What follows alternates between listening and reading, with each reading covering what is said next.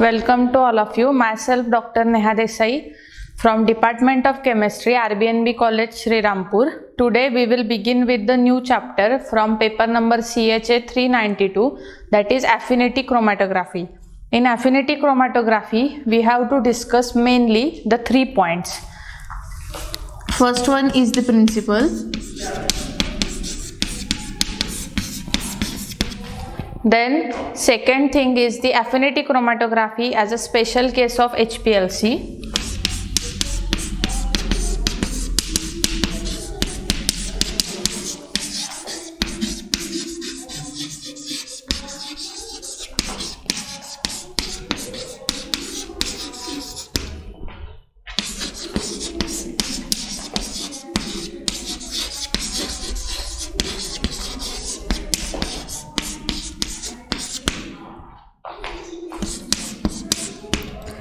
And lastly, applications of affinity chromatography.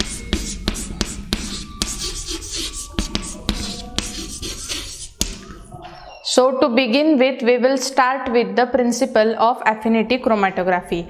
So affinity chromatography, it is considered as the specific chromatographic method where the interactions are mostly biochemical in nature, and all these interactions, they are highly specific. So what are the different biochemical interactions that we will study? So as far as the principle is concerned, affinity chromatography, it is highly specific technique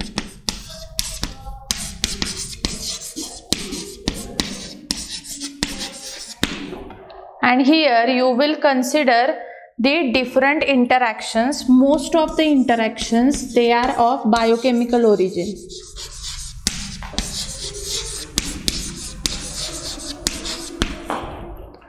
So what are the different types of interactions that we will study? First one is the antigen antibody interaction.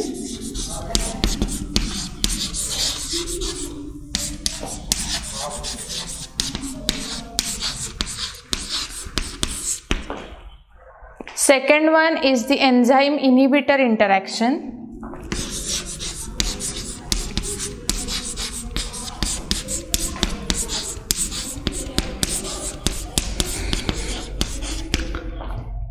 And the third one is the hormone carrier interaction.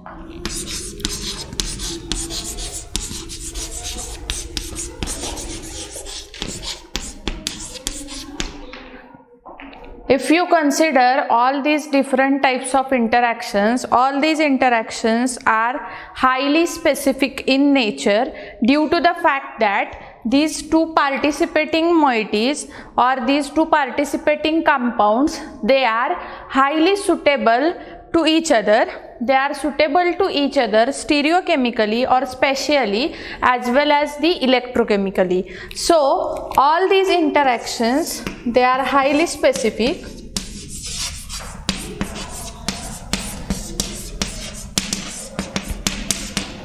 Because the two participating components, they are highly specific with each other, and all these compounds, they are ideally suited to each other.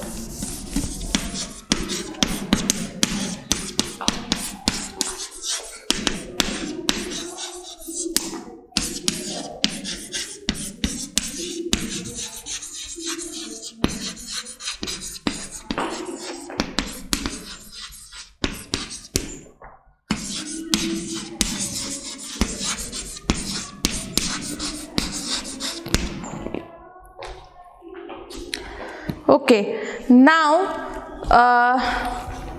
for these different types of the interactions, all these interactions, they are suitable to each other in two ways. The first is they are suitable electrochemically as well as they are suitable stereochemically, and therefore these interactions are found to be highly specific. So the sample is specifically retained in the stationary phase, whereas the solvent system or the another molecules, they are removed by the mobile phase. So what is the case if you compare the stationary phase and the mobile phase? In case of the affinity chromatography, then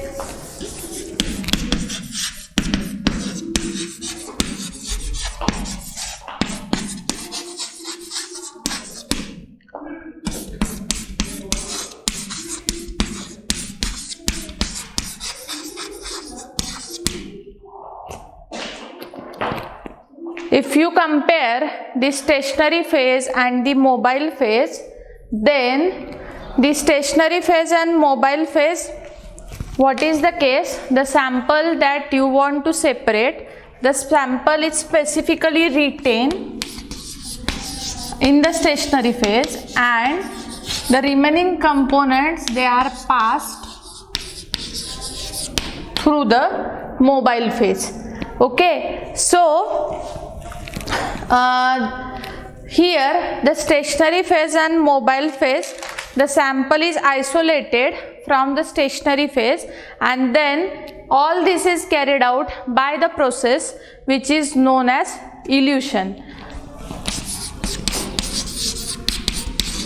And most of the time this affinity chromatography technique, it is used for the biochemical interactions, and all the biochemical interactions, they are highly specific, and all these biochemical activity, they should be carried out by using a specific defined medium, and specific defined medium is used along with the stationary phase and mobile phase, and then the process of elution is carried out in case of affinity chromatography. So as far as the principle is concerned, we can say that the affinity chromatography is a highly specific technique. Particularly the biochemical interactions, they can be studied by using affinity chromatography, and both the compounds which are participating in the affinity chromatography, they are most suitable to each other, and therefore the separation is the easy part. So this is regarding our first point, that is principle of affinity chromatography. Now the second is affinity chromatography as a special case of HPLC.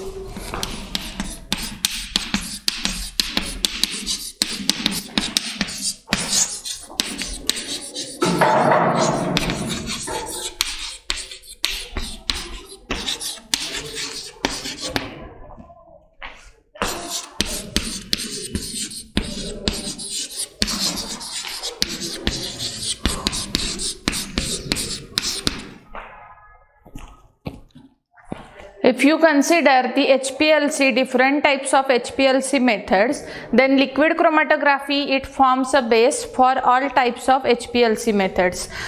In that, affinity chromatography, it is considered as a special case of chromatography because this technique is highly specific. Along with that, the affinity chromatography, it consists of a suitable stationary phase which can specifically catch either one or several components. So here the stationary phase that you are using,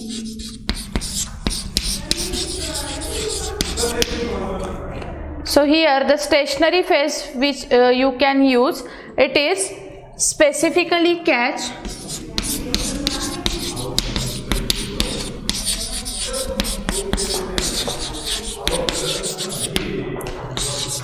one or more components.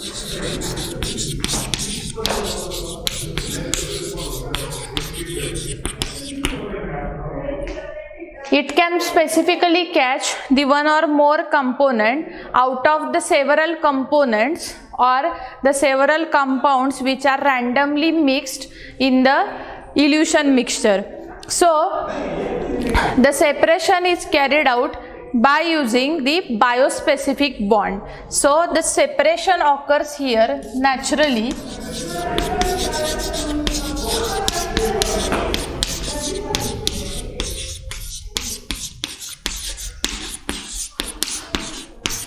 which is biospecific in origin. So in some cases it is not necessary to use the column for the isolation.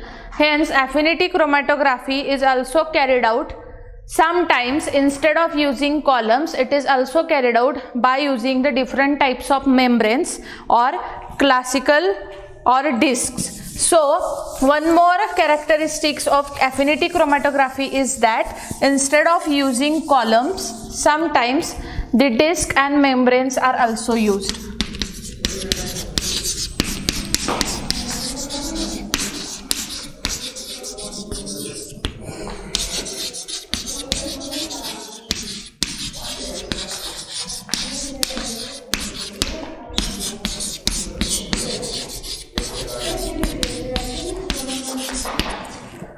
So in case of affinity chromatography, instead of using the classical columns, we may use discs or membranes depending upon the type of a sample that you want to analyze by using affinity chromatography. So stationary phases, they are biospecific in nature, and this stationary phase, they will catch the compound from a mixture of a component or the several components which are available out of the random mixture given, and then their separation is carried out according to their biological activity or the biochemical activity, and therefore it is not necessary always to use a column or a classical method for the separation. Instead of that, in case of affinity chromatography, you can prefer to use the disc or membrane, and the classical columns, if you are using in case of affinity chromatography, then you have to use the hydrostatic eluent feed.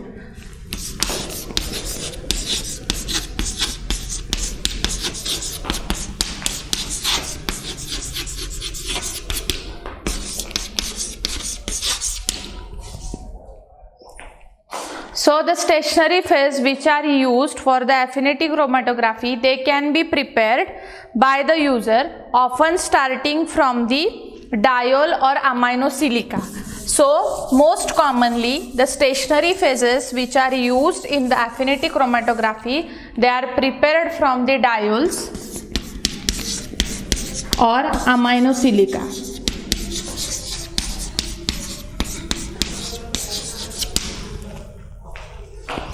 Along with this, it is much simpler to buy the activated gel,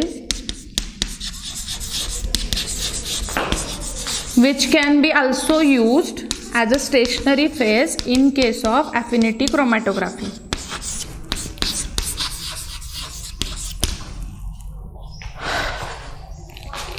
So, depending upon the sample or the desired material that you want to separate by using affinity chromatography, you can use the activated gel which can bind a specific ligand.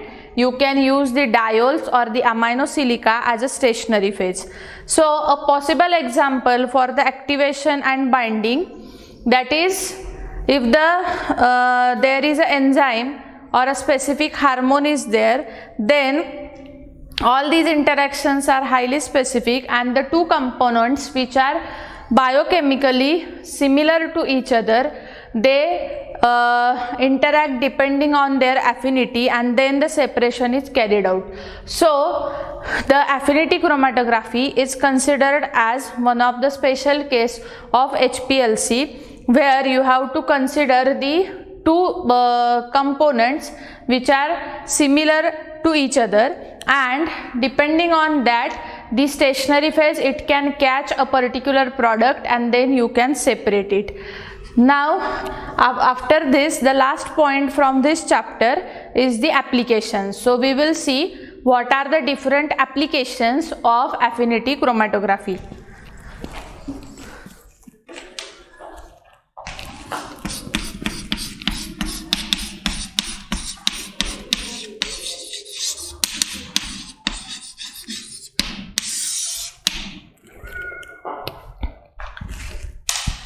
So now, in case of the applications, the affinity chromatography, it can be used in the number of applications, including the nucleic acid purification or the protein purification from the cell or free extracts. So the first application, it is used for the protein purification.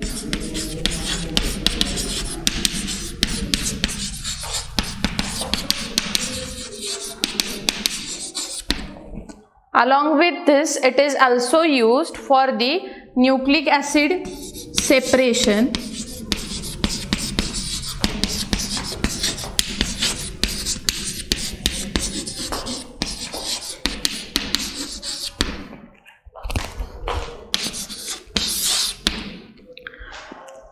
After the nucleic acid separation, it is also used for the purification of blood.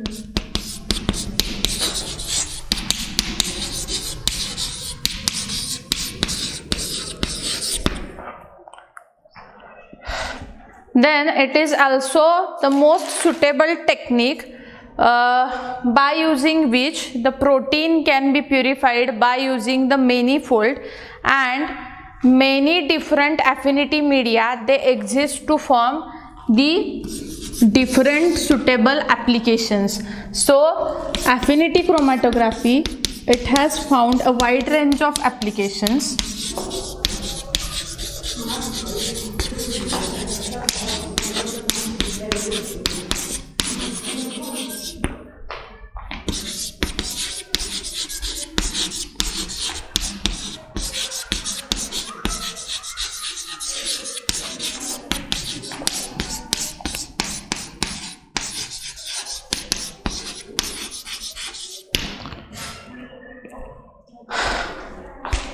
So affinity chromatography, they have found a wide range of applications for the possible uses. Then you can use the affinity chromatography in different manner because here you are able to use the different affinity media. So different affinity media exist. As a result of this, you can use the affinity chromatography for different applications.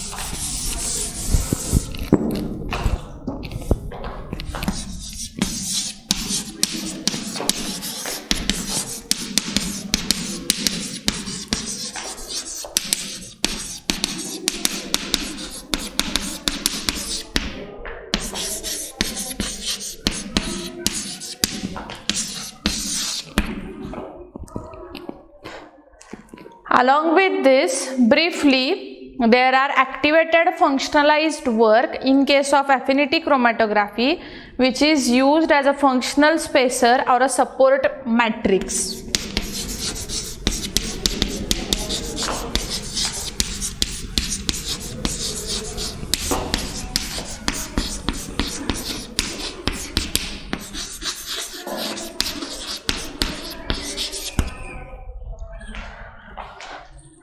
Along with this, the amino acid media, affinity media, it is used for the variety of the enzyme interaction as well as RNA and DNA analysis.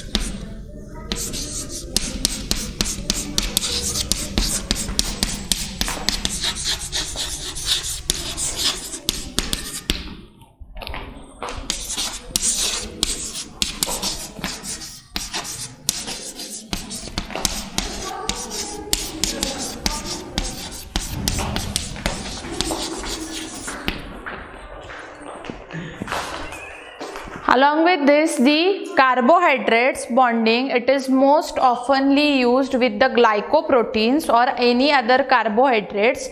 So such carbohydrate interactions, they are also studied by using the affinity chromatography.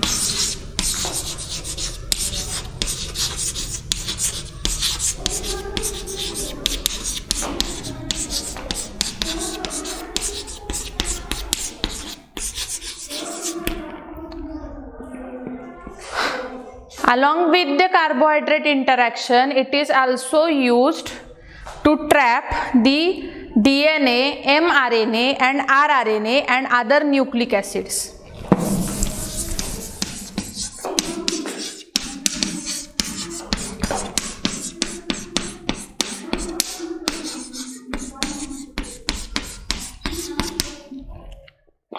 DNA, mRNA and rRNA.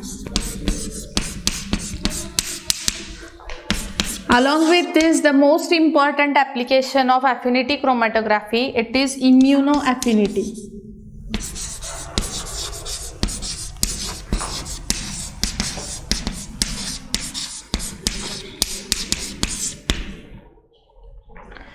So another use for the affinity chromatography, it is the affinity purification or the process of the purification of antibodies from the blood serum.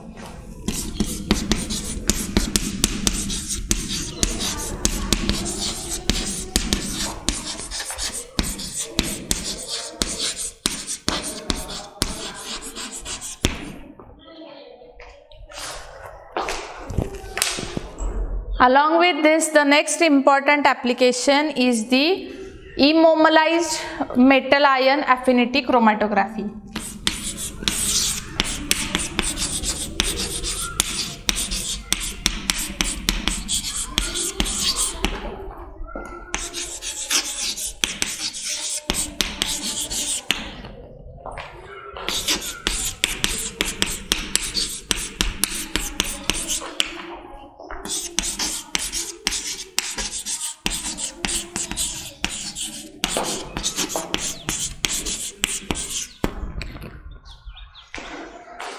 So, immobilized metal ion affinity chromatography, which is also known as IMAC. It is also one kind of affinity chromatography. So, all these are the different applications of affinity chromatography. If you see all kinds of the applications, all of them are having a biochemical or biological origin. So most importantly, the affinity chromatography is highly specific and it is purposefully used for the biochemical interactions which are also highly specific. So here our topic affinity chromatography ends.